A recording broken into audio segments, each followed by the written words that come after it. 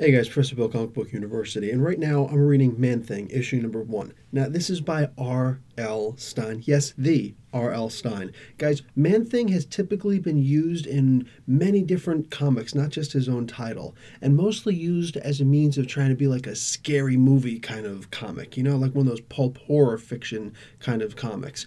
And they've been used in many different ways to be like, part of the Nexus of Realities. I think that most of you are familiar with Man-Thing only in the sense of Deadpool kills the Marvel Universe. That one scene that's in there. Most people don't really know too much about him. If you do, you probably know a lot about him. You know that his mind is usually dull, this, that, and the other thing. Well, this is a different sort of Man-Thing.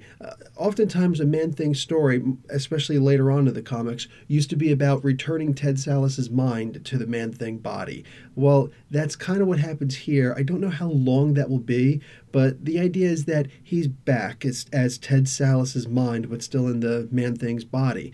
Now, the cool thing about the way this starts off is he's an actor, and he's trying to get by in Hollywood as some kind of an actor. So it's a much, much lighter tone in this comic. And he eventually gets fired from his job because he smells too bad and he's way too real. But there's some funny and kind of sad scenes in here. He's just kind of got to get back to his swamp somehow.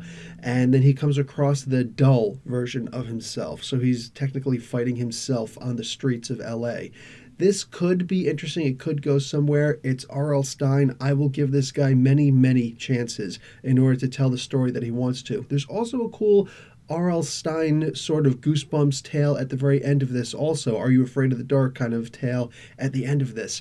Because there's this guy who is with this girl, and this girl has this ring that gives all sorts of luck, but the ring either accepts you or it doesn't, and there are very dangerous effects if it doesn't accept you. So he's trying to see if the ring will accept him or not, and he's trying to see, is it worth killing this girl or not? So, very interesting story. I actually like this last story a lot more than I thought I was going to. And hey, R.L. Stine is back. Guys, I'm going to give this comic an A-.